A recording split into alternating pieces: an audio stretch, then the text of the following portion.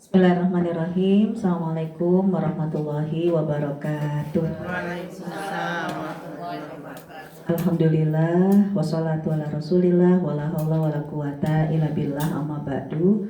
Asyhadu an la ilaha illallah wahdahu la syarikalah wa asyhadu anna Muhammadan abduhu wa rasuluhu la nabiyya ba'da. Allahumma salli ala Muhammad wa ala ali Muhammad fil alamin innaka Hamidum Majid. Alhamdulillah ibu-ibu sekalian yang dirahmati oleh Allah Subhanahu wa taala, adem banget, gak cuman hatinya, matanya juga itu antara kursi sama baju serasi kan begitu kan.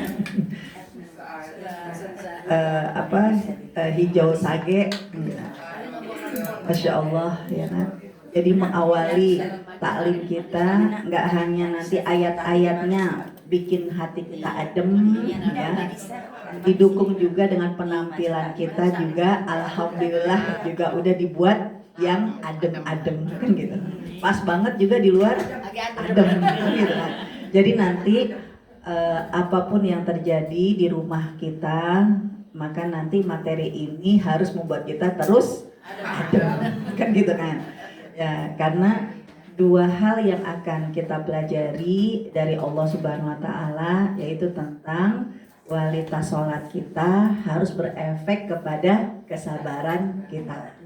Alhamdulillah, Ibu kira-kira udah berapa kali melakukan sholat seumur hidup sampai hari gini?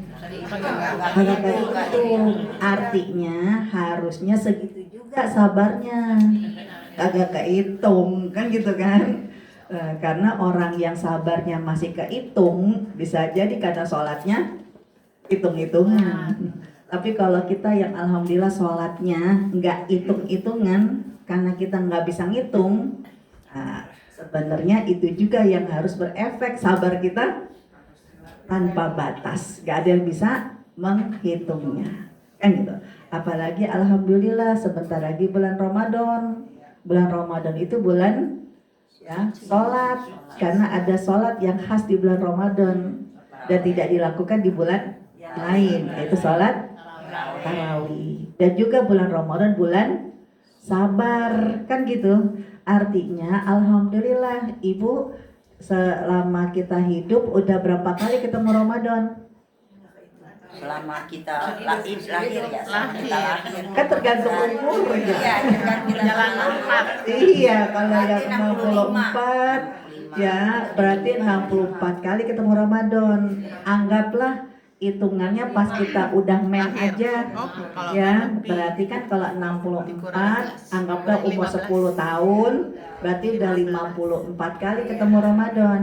Harusnya kalau bulan Ramadan itu bulan sabar, berarti kalau 54 kali ketemu Ramadan, 54 kali makin tebal sabarnya gitu kan. Nah alhamdulillah kalau yang sekarang 64 bisa jadi kan beberapa bulan berikutnya naik jadi 65. Berharap sekali nanti Ramadan tahun ini ya akan kita lalui, ketebalan sabar kita makin makin tebal gitu kan, kualitas sabar kita makin baik, dan karena sholat kita pun juga makin baik ya. Bismillahirrahmanirrahim. Ayo beberapa dalil yang akan kita baca hari ini. Pertama kita buka surat Al-Baqarah ayat yang ke-45 dan juga nanti surat Al-Baqarah ayat 152 sampai 153. Ini ayat yang memang langsung dihubungkan antara sabar dengan sholat. Ketemu Bu?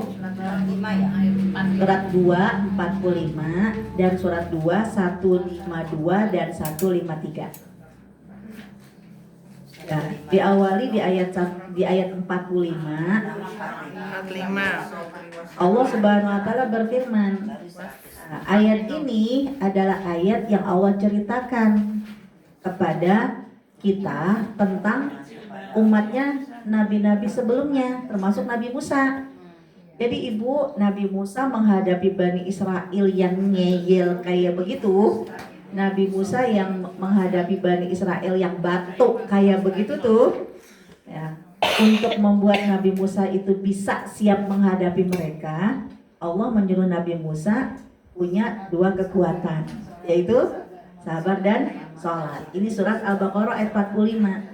Wasta'inu bis-sabri was-shalah. Minta tolonglah kamu kepada Allah dengan sabar dan sholat.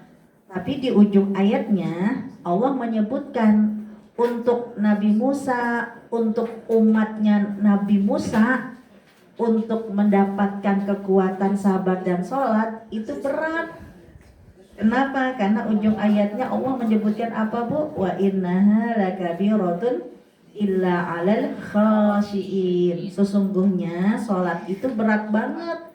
Jadi bisa sholat yang bikin dia sabar itu disebut sama Allah berat, kecuali hanya orang yang khusyuk. Ini ayat untuk orang-orang, ceritanya awalnya adalah Nabi Musa dengan Bani Israel. Ya, tapi beda Ibu untuk Nabi Muhammad dan juga kita. Kalau untuk kita, umat Nabi Muhammad, kita buka lagi surat Al-Baqarah 152. Ayatnya sama, perintahnya sabar dan sholat, tapi ternyata bagaimana menjalaninya itu beda antara Nabi Musa sama Nabi Muhammad. Kalau Nabi Musa, Allah mah udah bilang susah, karena orang-orang Bani Israel kayak begitu, ya. Tapi beda dengan umat Nabi Muhammad, ya, yaitu 152. Iya. Ternyata untuk umat Nabi Muhammad, ya, ketika Allah Subhanahu wa taala mengingatkan dulu, yaitu umat Nabi Muhammad senang fadkuruni adkurkum. Umat Nabi Muhammad itu senang untuk ingat sama Allah. Walaupun kita nggak pernah ngelihat Allah, walaupun kita nggak pernah ketemu Nabi, walaupun kita nggak pernah ngelihat mukjizat Nabi, tapi tadi pagi kita zikir gak? Zikir. Beda banget sama Bani Israel. Bani Israel mah kepengen ngelihat tanda-tanda kekuasaan Allah melulu. Bisa enggak? Padahal udah ditunjukin Fir'aun tenggelam, udah ditunjukkan juga laut terbelah, ya. Tapi untuk ingat sama Allah masih ngeyel. Beda dengan umat Nabi Muhammad. Kita nggak pernah ngelihat Nabi Muhammad, nggak pernah ngelihat mukjizat Nabi Muhammad kecuali Al-Quran. Tapi alhamdulillah Bu, kita mah kagak ngeyel. Tadi pagi mah kita udah berzikir. Nah, umat Nabi Muhammad, Allah mah tahu hatinya lembut. Fadkuruni adkurkum. Ingatlah kamu kepadaku, maka aku pun akan ingat kepadamu. Washkuruli. Ya, Nabi Muhammad, ya, umatnya itu diminta oleh Allah bersyukur. Ya, kemudian washkuruni, ya, wala takfurun. Jangan kamu kufur. Itu untuk umat Nabi Muhammad. Lanjutin ayatnya. Ternyata untuk umat Nabi Muhammad, Allah mah udah positive thinking banget. Walaupun mungkin ada di antara kita tadi pagi lupa zikir. Habis bagaimana ya? Ini namanya taklim pertama, pengen makan-makan, ngegodoknya lama banget bisa. Ya kan? Biasa cuma zikir. Cuman tadi ya kagak-kagak zikir dikit, ya kan? Ya kenapa? Ya belum selesai itu di dapur. Ya kan? Akhirnya apa? Walaupun Allah mah tahu di antara kita ada yang kurang-kurang zikirnya pagi ini, ada yang imannya lagi turun, ya kan? Ya, lagi lama nggak ngaji, akhirnya ya begitu dah bad mood.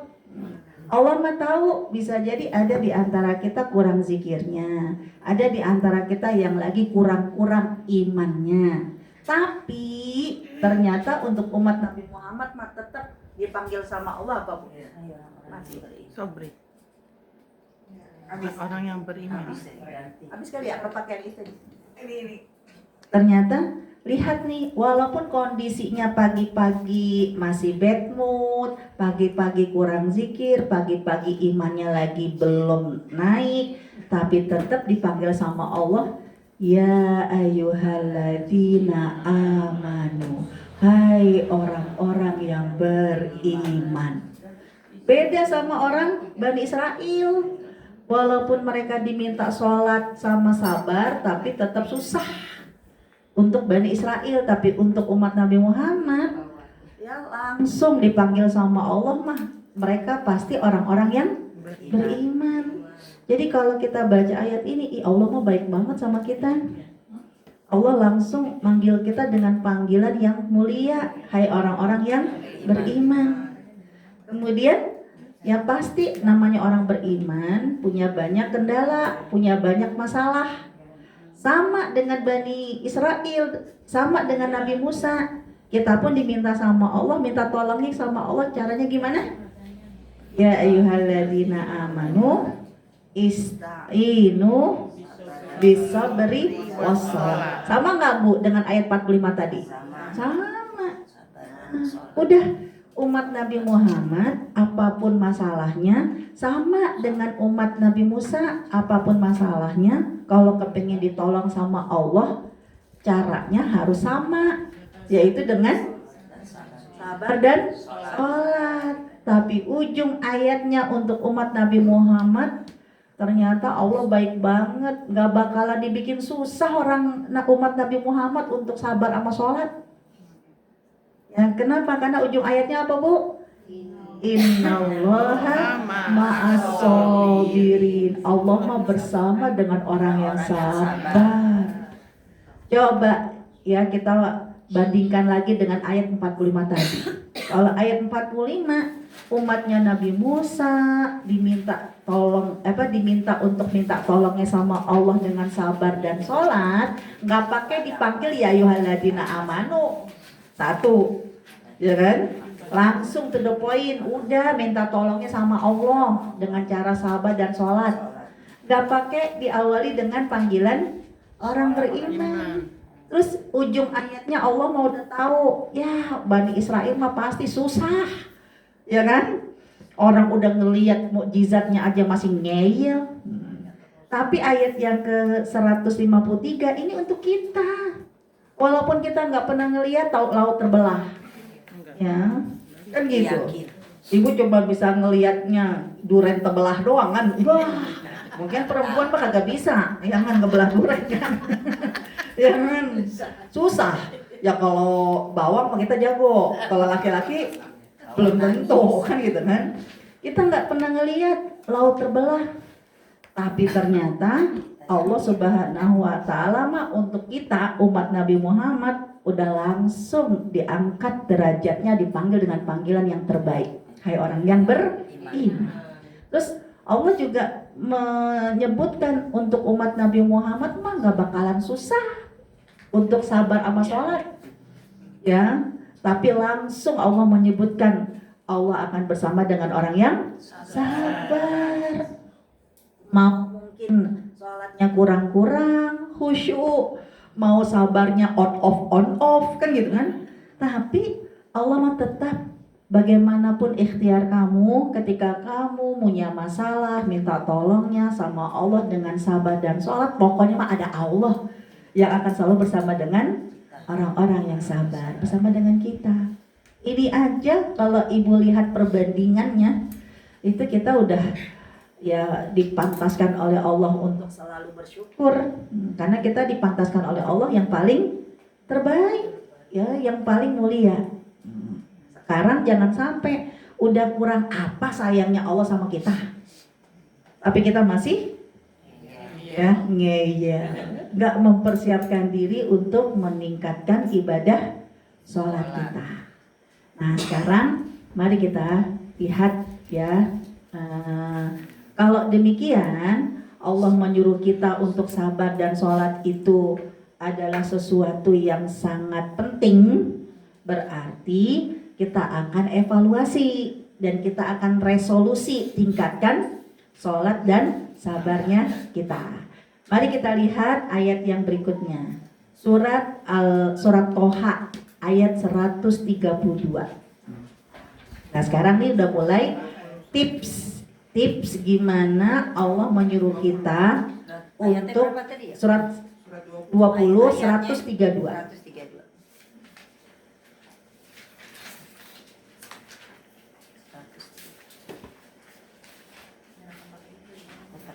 Surat 20 ayat 132. Nah sekarang ayo nih kalau kita kepingin memperbaiki kualitas sholat kita agar berefek kepada kesabaran kita, Allah menyuruhnya kamu nanti memperbaiki sholatnya jangan sendirian. Tapi ibu itu gak boleh egois. Ibu itu jadi guru buat anaknya, jadi guru buat cucunya, kan gitu. Makanya kalau ingin memperbaiki sholat dan sabar kita, Allah menyuruh dengan firman-Nya, "Auzubillahi minasyaitonirrajim, wa'mur ahlaka." Perintahkanlah keluargamu. 132. Kalau berurut kan 123, ini 132. Ya, ngomongnya 132. Surat 20 ayat 132. Sebenarnya sih di materi Udah ada ya. udah ada, cuma memang ada ayat yang nggak lengkap yang belakang-belakang. Tapi kalau yang ini masih ada. Tapi insya Allah yang di materi saya dengan yang di Quran ibu pasti sama. Iya kan Ustaz dari situ. Ustaznya dari situ. Ya. Jadi surat 20 ayat berapa Bu? 132. Bukan 123, tapi 132. Ya. Allah berfirman, "A'udzubillahi minasyaitonirrajim, wa'mur ahlaka." Perintahkan keluargamu.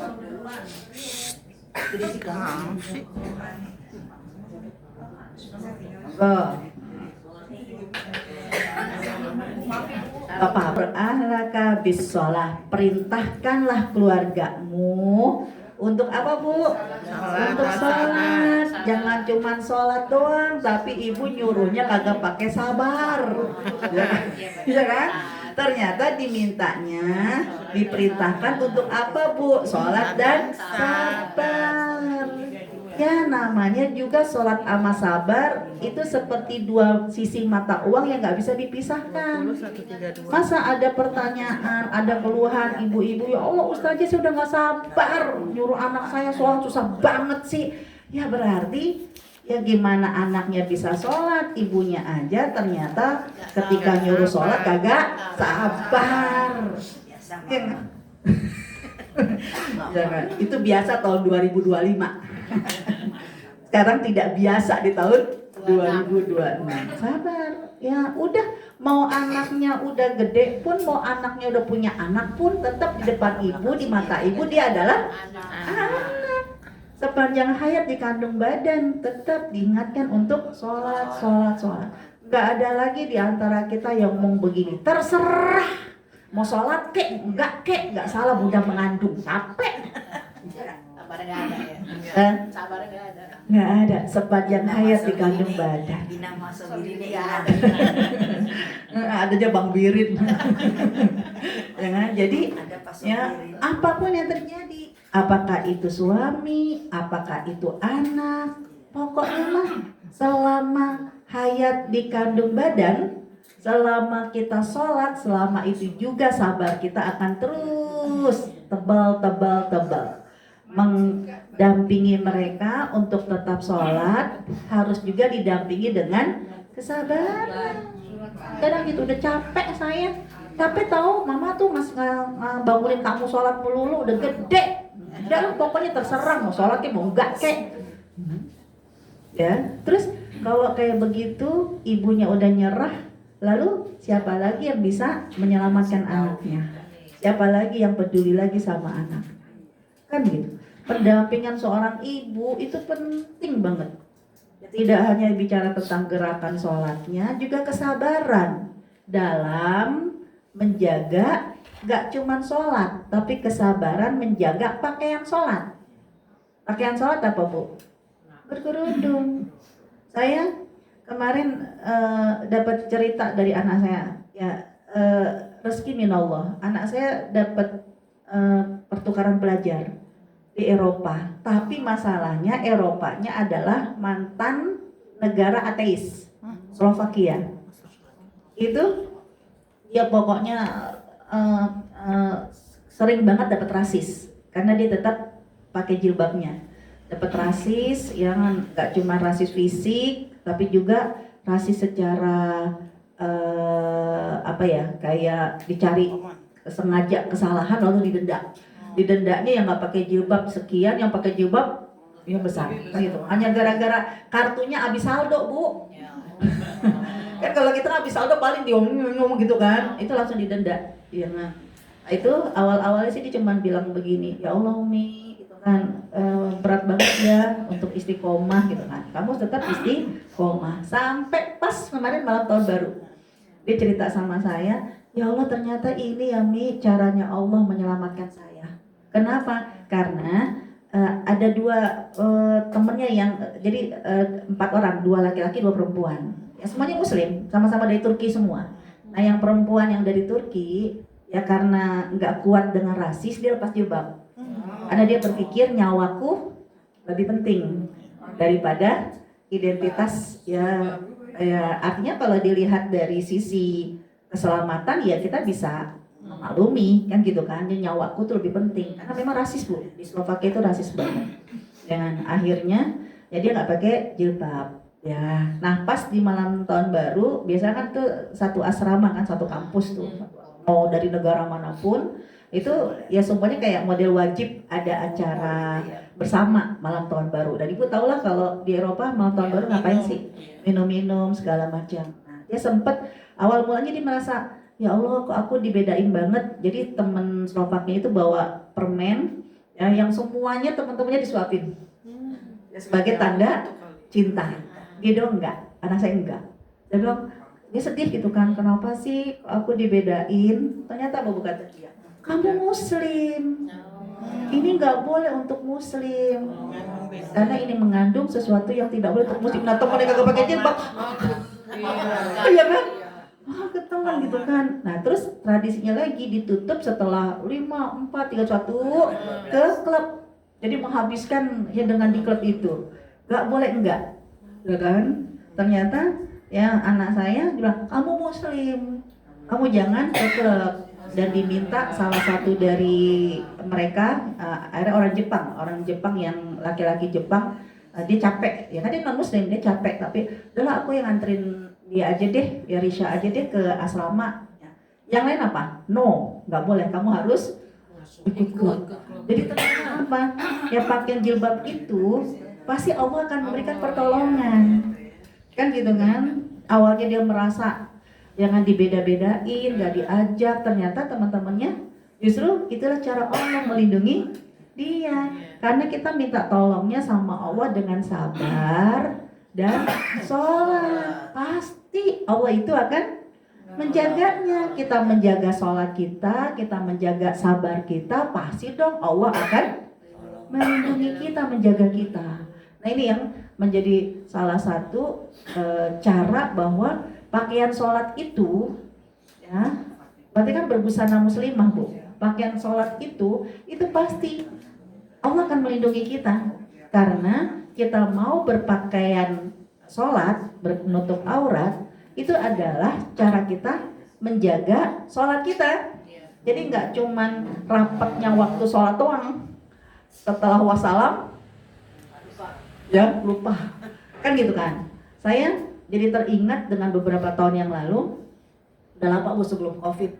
Ya itu saya hadir di satu taklim yang memang masih perdana saya di situ. Tapi saya nggak tahu ini umur taklimnya itu udah berapa tahun. Nah itu jadi pada saat saya masuk ada beberapa ibu-ibu yang memang udah di atas 45 tahun lah. Pokoknya udah yang paling muda tuh dia 45-50, yang lain ya itu yang paling muda tuh. Nah itu ada yang pakai jilbab, ada yang nggak pakai jilbab. Saya sih berpikir alhamdulillah walaupun mereka nggak pakai jilbab tapi masih mau ngaji, udah alhamdulillah. Dan ya, mereka memang kalangan menengah ke atas kan gitu kan. Dan memang masih alhamdulillah. Kaget saya ketika ternyata yang pakai jilbab nih menyampaikan kepada saya, Ustazah kan jilbab itu kan hukumnya wajib kan. Waduh, kok baru pertama kali kenalan saya langsung ditembak kayak begitu, ya kan? Oh iya, ada dalam surat An-Nur ayat ke-31. Ayo kita baca, kan gitu.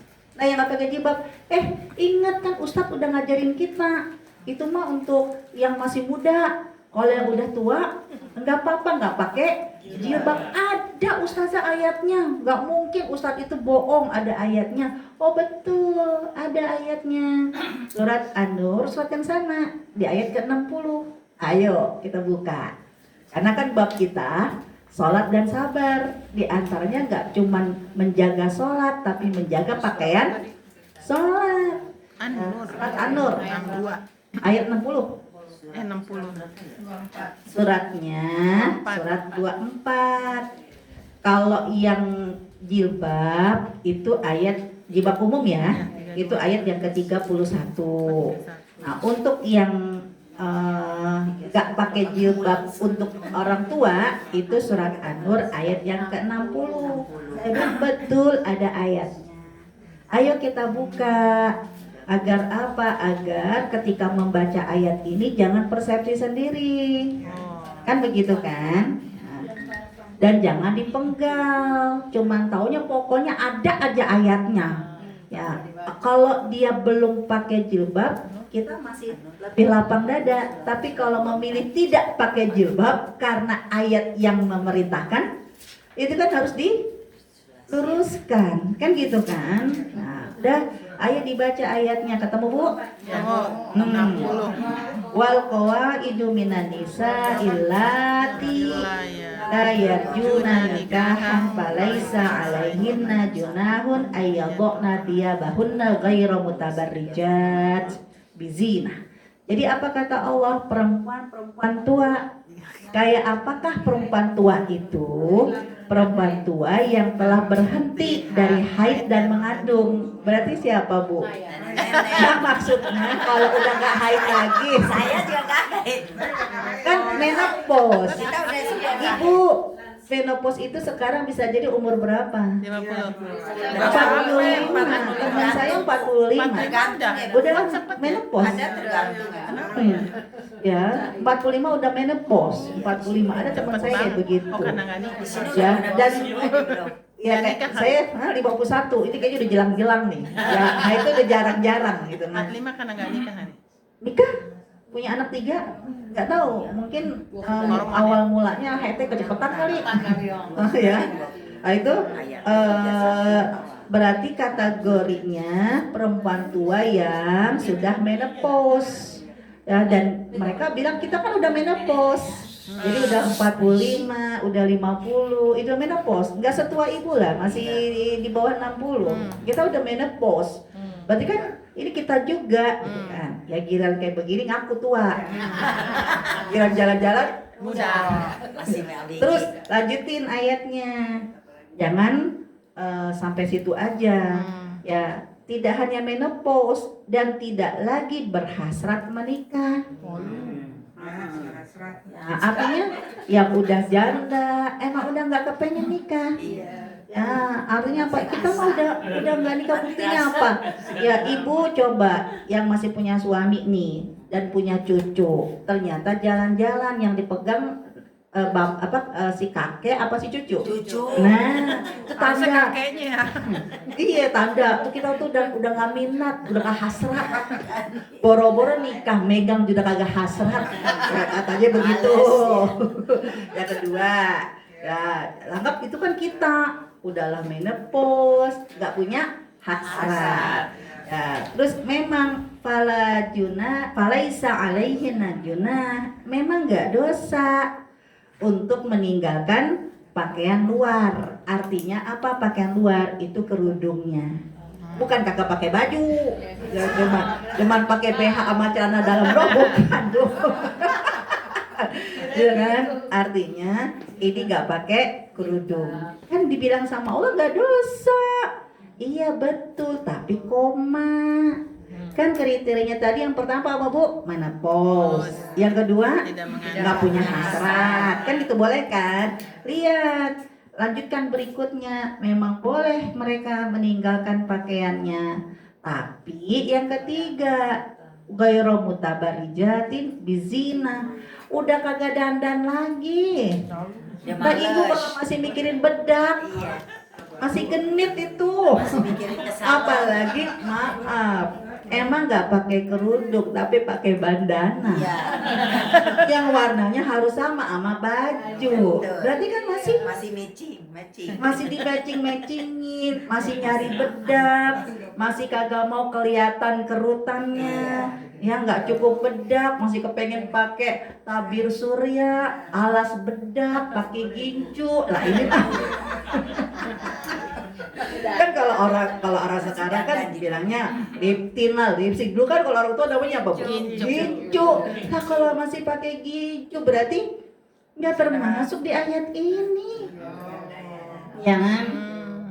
Kalau ibu mah udah pokoknya orang melihat kita ya dengan jeleknya, tuanya, berarti nggak apa-apa lah, masih mikir enggak malu, ya kan, kelihatan nih malu kalau kelihatan keriputnya, tambahin bedaknya, biar kelihatan seger ya pakai lipstiknya. Lah ini mah berarti nggak termasuk di ayat ini. Di 31 berarti Mas.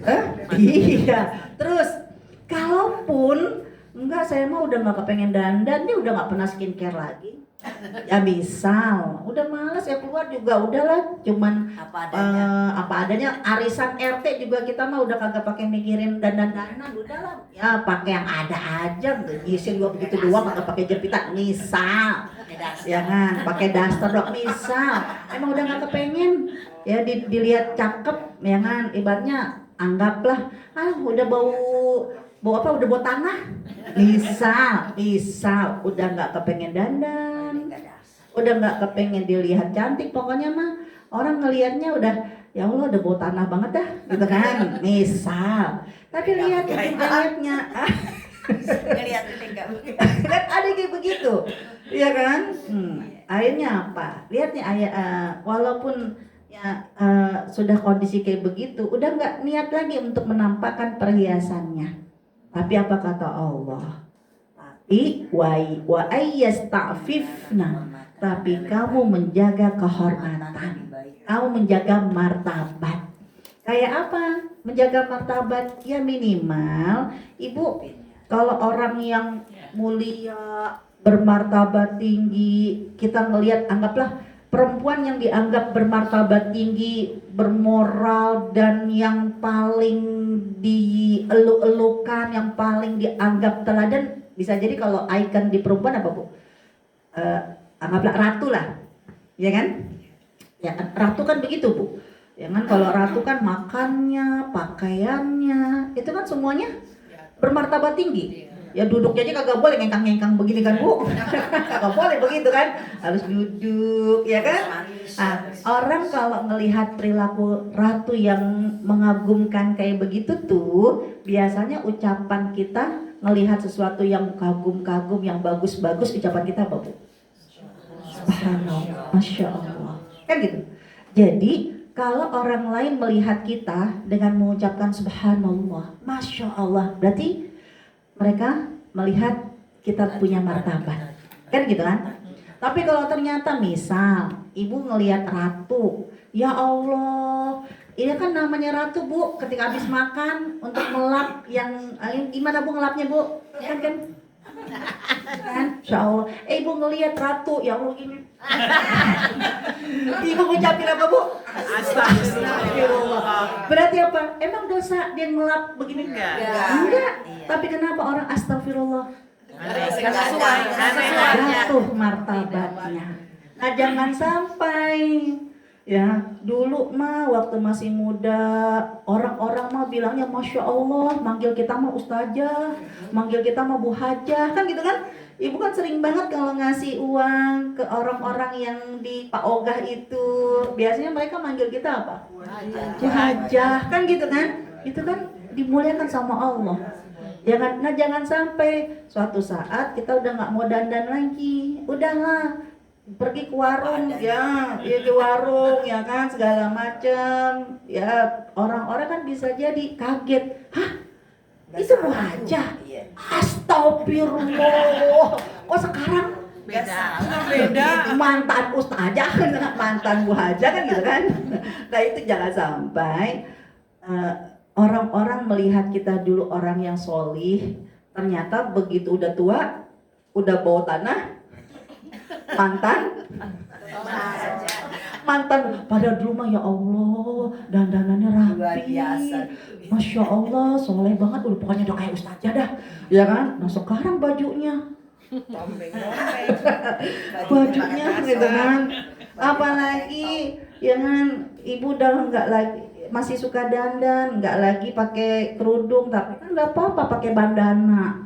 Jadi ya ke Alfa pakai bandana, ya kan? Bajunya sama, bandananya ungu, ininya bajunya ungu, badannya hijau, bajunya hijau.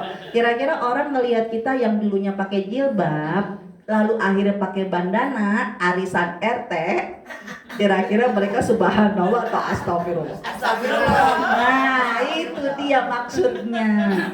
Jadi, walaupun ini kriterianya udah ya diperbolehkan karena udah nggak ada minat dan nggak ada juga kepingin menampakkan kecantikan, tapi jangan sampai orang itu melihatnya udah ibadah bau tanah, astagfirullahaladzim, kagak tobat kan gitu kan. Dulu mah alim banget, sekarang kan gitu kan. Nah ini dia. Jadi ya Allah mengingatkan kepada kita. Ayo masih lanjutkan materi kita. Tadi masih surat Toha kan Bu? Iya. Nah, ya surat Toha ayat 132. Ingat. Dengan kasak kusuk lagi ayat berapa? Jadi bukan 1, 2, 3. 132. Jadi Allah Subhanahu wa taala menyuruh kita, ayo prakteknya kualitas sabar kamu meningkat dengan sholat kamu.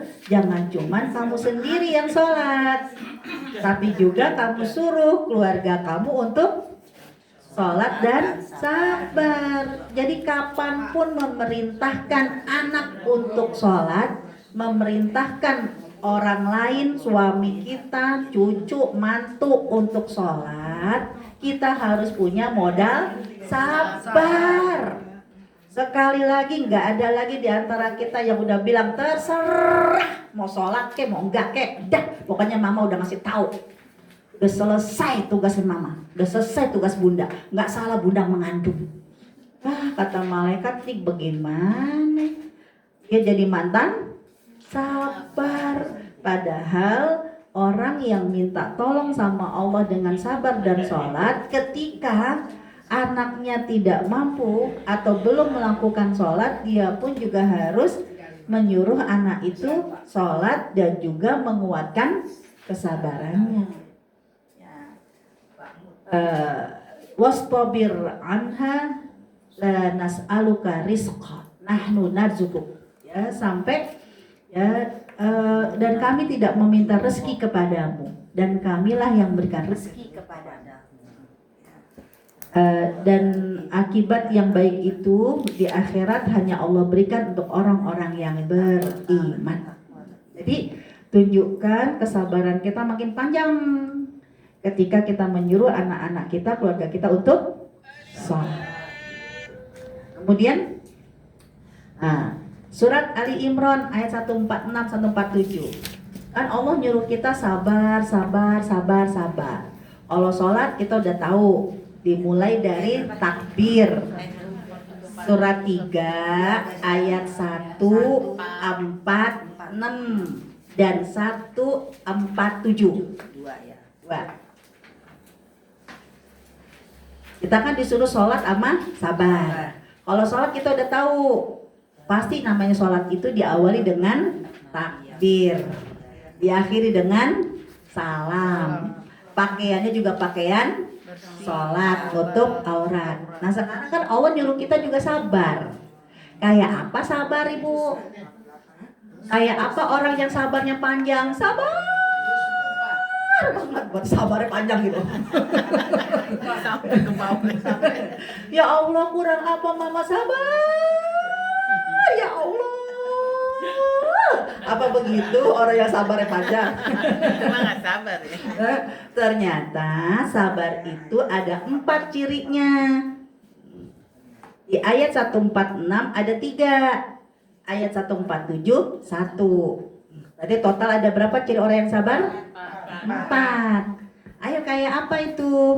Kita baca ayat bahasa Arabnya dulu. Karena kalau ibu baca bahasa Indonesianya kadang nggak nendang, kan gitu. Ya.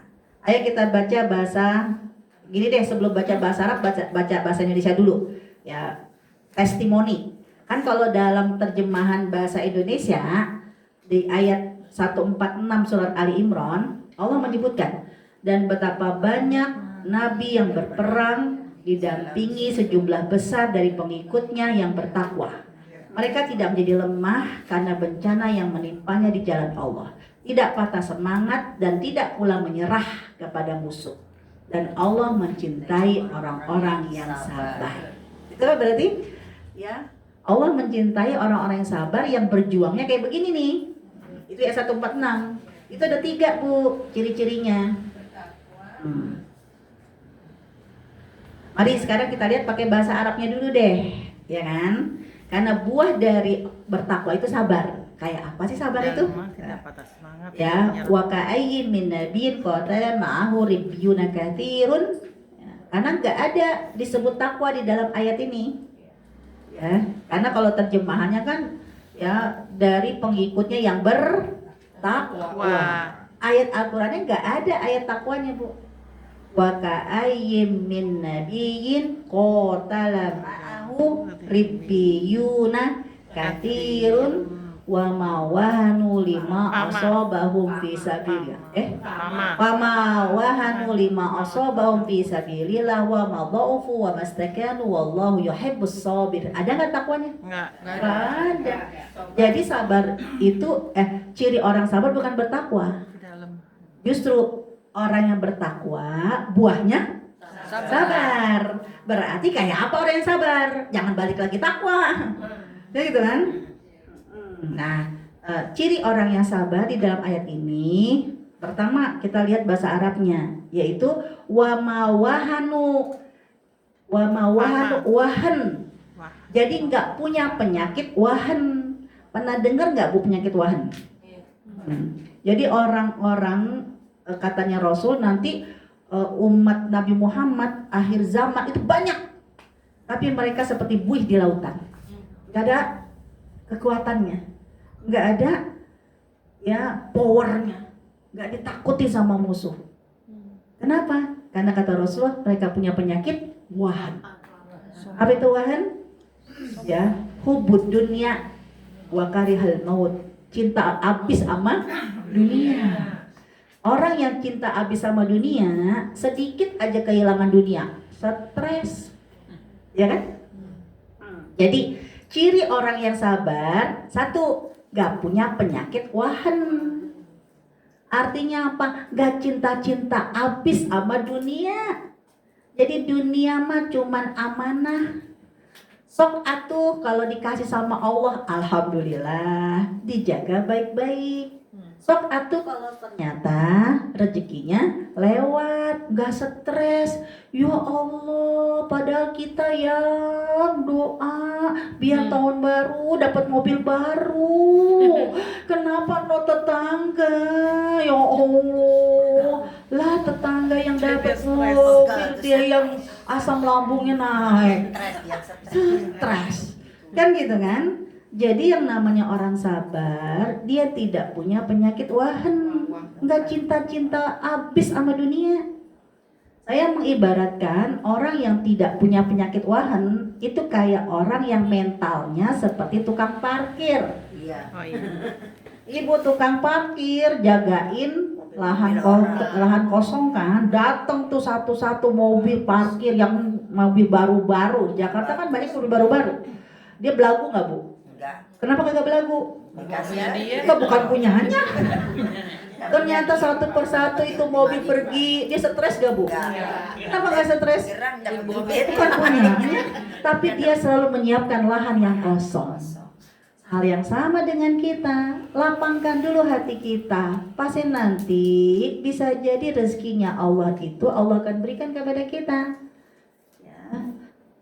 Walaupun silih berganti, tetap Allah akan ganti yang lebih baik. Itulah tukang parkir. Udah gitu tukang parkir kan ngejagain mobil orang, dikasih duitnya paling berapa Bu? 5.000. Ya kan 5.000, 10.000, tapi dia girang nggak Bu? Iya, bersyukur. Sama kita juga begitu. Hidup mah nggak bakalan stres kalau kita mau mentalnya kayak tukang parkir. Pasti kok setiap hari Allah baik sama kita. Satu, jadi orang yang sabar, nggak punya penyakit wahan, makanya nggak stres. Yang kedua, wama do'ufu. Ibu kalau mau ngadain acara untuk duafa, biasanya yang ibu sebut duafa siapa Bu? Kita mau ngadain acara nih buat paket duafa, ya kan? Biasanya ibu sebut duafa, yang ibu undang siapa Bu? Kriterianya kayak apa? Satpam. Satpam, karena kelihatan susahnya. Terus siapa lagi Bu? Pembantu, ya kan? ART, ya karena kan dianggap kesianan, kan gitu kan? Kan gitu. Emangnya ya ibu mau, ini kita mau ngadain paket duafa, udahlah paket duafanya buat kita aja. Emang ibu mau dibilang duafa? Nggak mau. Kagak mau loh, kita yang nyumbang masih kita yang ngasih, enak aja. Duafa itu kan berarti orang yang dianggap kelas bawah, kelihatan miskinnya, kelihatan susahnya, kan gitu kan? Itu duafa. Nah Allah menyuruh orang yang sabar itu wama doafa, wama bo'ufu, nggak boleh kayak orang duafa. Jadi jangan kayak orang miskin. Ya, jadi kalau lagi punya masalah, ya Allah jangan kelihatan jeleknya, jangan kelihatan miskinnya, ya jangan kelihatan susahnya. Itu orang yang sabar. Makanya kenapa Rasulullah SAW menyuruh seorang wanita kalaupun dia diceraikan dan dia kepingin balik lagi kepada suaminya, jangan menangis. Tapi diminta untuk kan ada masa iddah. Masa iddah itu ciri wanita yang sedang diceraikan oleh suaminya dan dia kepingin balik selama masa iddah. Sabarnya apa? Jangan kayak orang sedih, jangan kayak orang susah. Jadi yang menangis melulu, suami juga ngeliatnya gedek, iya kan? Tapi no, keluar tuh, kemana Bu? Ke salon, langsung udah nih.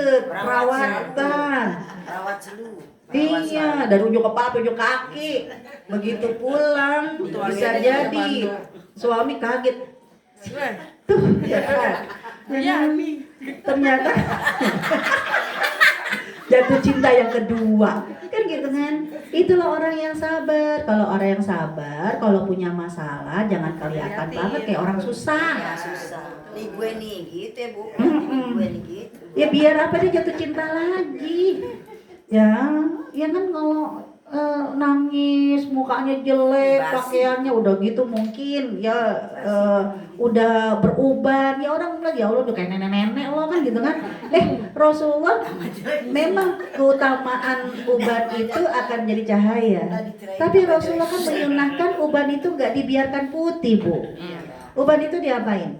Diwarnai. Kenapa? Karena orang yang sabar itu jangan kelihatan neneknya, ya kan? Ibu lebih seneng ketika cucu-cucu ya manggil kita kayak nenek sihir, atau ibu ternyata cucu-cucu manggil kita aku punya Barbie. Lebih seneng mana Bu? Barbie. Barbie kagak ada yang nenek-nenek. Cantik terus Bu. Ya, Barbie itu nggak ada yang ubanan. Barbie itu warna rambutnya apa Bu? Blonde. Coklat ke hitam-hitaman, coklat ke merah-merahan. Itu dia. Bergendi. Berarti ya pakai henna kan gitu. Jadi yang namanya sabar, jangan kelihatan susahnya, jangan kelihatan menderita ya. Wa ma dhaufu, nggak boleh jadi duafa. Tadi jauhin tangan. Susah. Kenapa? Kelihatan susah jauhin tangan. Lihat tuh orang Palestina kayak apa, kayak mereka kan. Tapi kesabaran mereka nggak mau kelihatan susahnya. Ya, bukan karena mereka belagu banget, enggak. Karena itulah ciri orang yang sabar. Kemudian yang ketiga, wa mastakanu. Yang nggak boleh sakinah sama masalah. Jadi wa mastakanu itu diambil dari kata sakinah. Kalau sama suami istri harus sakinah. Apa sih buatnya sakinah? Rumah tangga sakinah, rumah tangga kayak apa Bu? akur, harmonis. Ya artinya apa? Kalau rumah tangga sakinah pasti suami istri mah selalu bersama-sama, ya kan? Bukan ya apa suaminya ditinggal melulu, ya istrinya ditinggal melulu. Kalau udah pisah rumah, pisah kamar, namanya kan udah enggak sakinah, kan gitu. Nah kalau dalam suami istri harus sakinah, Iya. tapi dalam masalah bersama dengan masalah nggak boleh sakinah. Makanya apa? Dia harus keluar dari masalah. Dia harus ya mencari solusi. Jangan di zona aman sama masalah. Jadi jangan diem aja. Harus cari solusi. Jadi beda sabar itu dengan pasrah. Kan kadang diajarin dulu kan lagu-lagu istri-istri yang sabar dalam KDRT ya bekas tamparan kan gitu kan ya kalau ditampar di kanan kriteria Sanata kan suruh kasih ya gelas-gelas kaca kan gitu kan yang namanya sakinah yang namanya sabar seorang wanita yang sedang dalam masalah nggak boleh diam dengan masalah, dia harus cari solusi. Wa mastakanu itu kata tidak boleh sakinah. Makanya di terjemahannya jangan menyerah dengan musuh. Jadi kalau wa mawahanu terjemahannya di sini kan artinya nggak boleh lemah. Ya nggak boleh lemah ya benar ya di sini ya nggak boleh lemah. Ya, jadi maksudnya apa? Ya kehilangan. Ya ketika nggak dapat rezeki jangan sedih gitu kan. Karena kita nggak punya penyakit wahan. Terus yang kedua kan tidak patah semangat. Itu ya yang namanya anak muda penuh semangat. Yang namanya orang tua kagak semangat. Orang sakit kagak semangat. Orang sehat penuh semangat. Ya, jadi terjemahinnya ya tidak patah semangat. Saya lebih senang terjemahinkan dengan bahasa Arab tadi. Ya, jadi 3 ciri orang yang sabar, nggak punya penyakit wahan. Nggak punya jangan kelihatan susah. Kayak orang duafa. Yang ketiga tidak boleh sakinah. jangan sakinah sama masalah. Itu lebih gampang. Itu ciri yang ketiga. Ciri yang keempat, mulutnya orang yang sabar ngomong apa Bu? Berbicara. Wa mastakanu, nggak boleh sakinah sama masalah. Kalau di sini tidak boleh menyerah dengan musuh. Ya, jadi wa mastakanu nggak boleh sakinah dengan masalah. Jadi dia harus keluar dari masalah. Kan sakinah itu kan berarti langgeng, harmonis, merasa tenang. Ya jangan kalau sama suami mah haruslah harmonis. Sama suami mah harus tenang. Tapi kalau sama masalah, kagak boleh tenang. Harus cari solusi. Terus di ayat 147, ciri orang yang sabar mulutnya ngomong apa Bu? Ya Allah sabar begitu? Wah. Ciri orang yang sabar mulutnya ngomong apa? Rabbana ighfir lana dzunubana wa israfana fi amrina wa sabbit aqdamana wansurna alal qaumil kafirin. Kan begitu ayatnya. Dan tidaklah ucapan mereka selain Rabbana ighfir lana. Sudahkah kita seperti itu ketika kita sedang berhadapan dengan masalah? Sudahkah kita seperti itu ketika kita nyari solusi? Mulut kita bukan ya Allah, ya Allah, ya Allah, nggak cuman begitu doang. Tapi ketika kita berhadapan dengan masalah, kepingin nyari solusi, di ayat 147 diajarin sama Allah, mulutnya jangan ngomong apa-apa, kecuali ngomong apa Bu?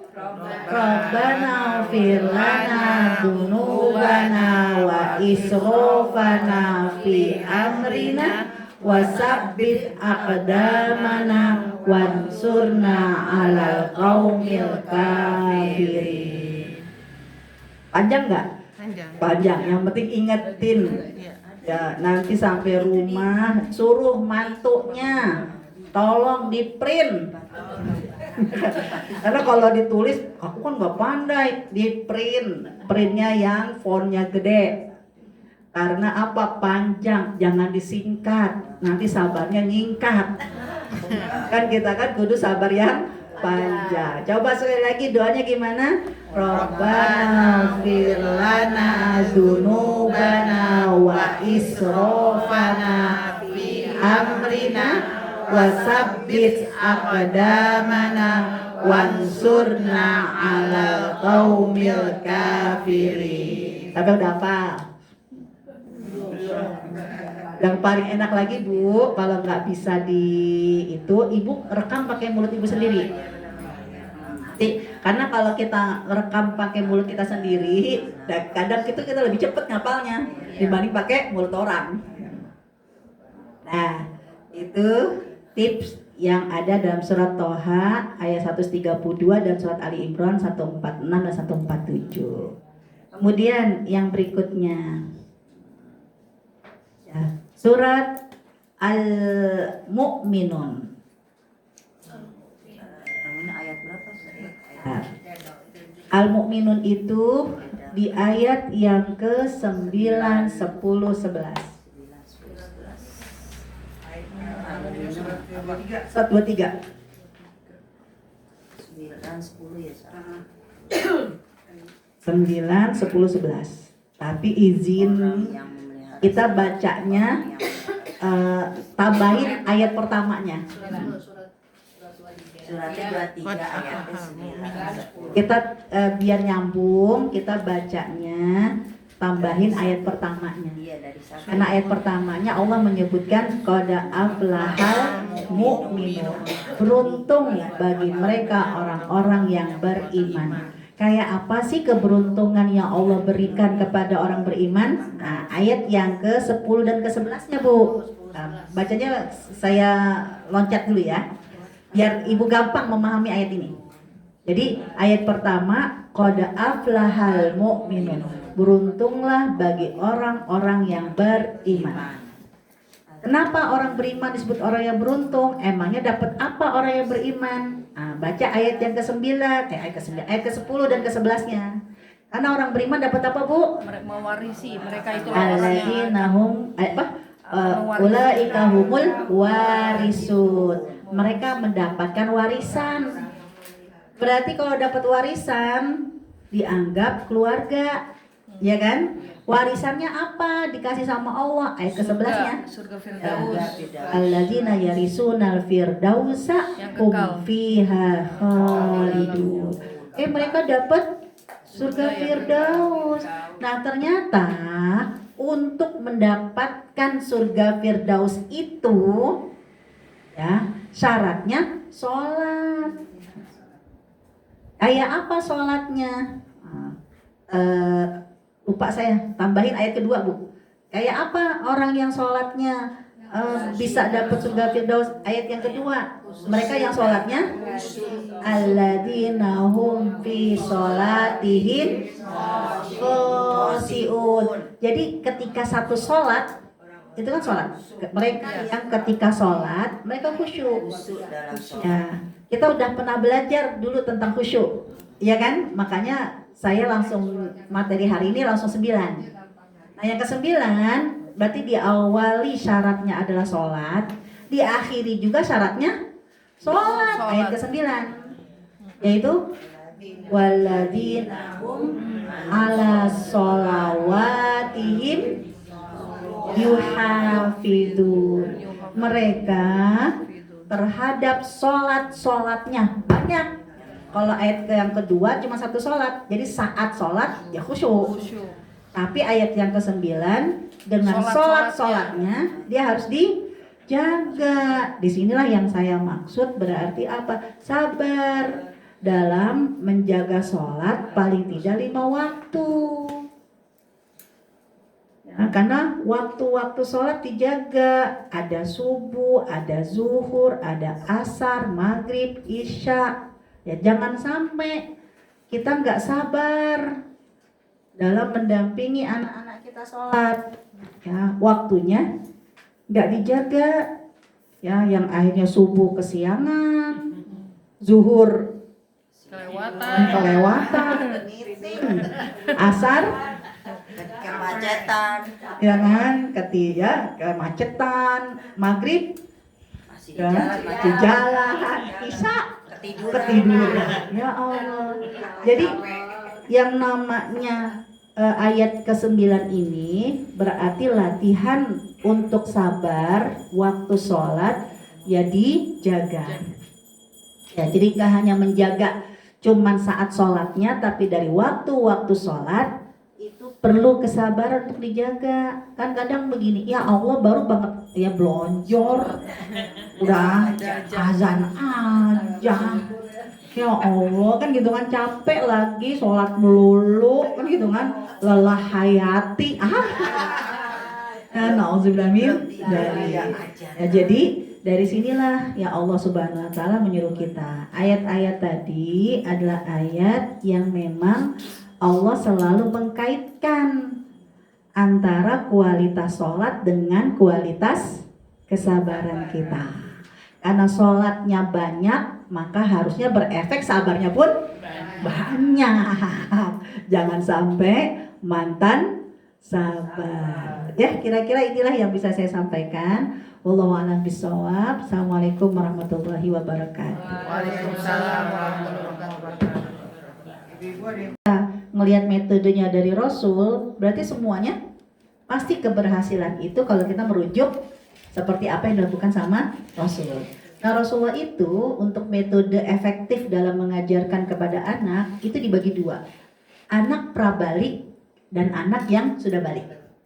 Berarti kalau anak ibu udah balik, nanti bukan berarti kita hanya fokus dengan metode yang udah balik. Pertanyakan, jangan-jangan dulu waktu mereka belum balik, kita belum menunaikannya, berarti utang. Ya. Kenapa? Karena sebelum balik, apa kata Rasulullah? Muru auladakum bisolah. Bahkan untuk melatih sabarnya dia itu ya dengan sholat. Biasakan anakmu sholat ketika umur 7 tahun. Artinya apa? Metode di sini yang Allah minta sebelum balik nih. Kenapa angka 7? Karena 7 belum balik. Dengan muru, artinya apa? Proses kebiasaan. Allah bisa karena biasa.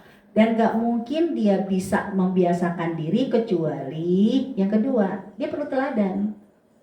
Sehingga dulu waktu mereka masih kecil sampai mereka usia balik, sudahkah kita berikan haknya mereka?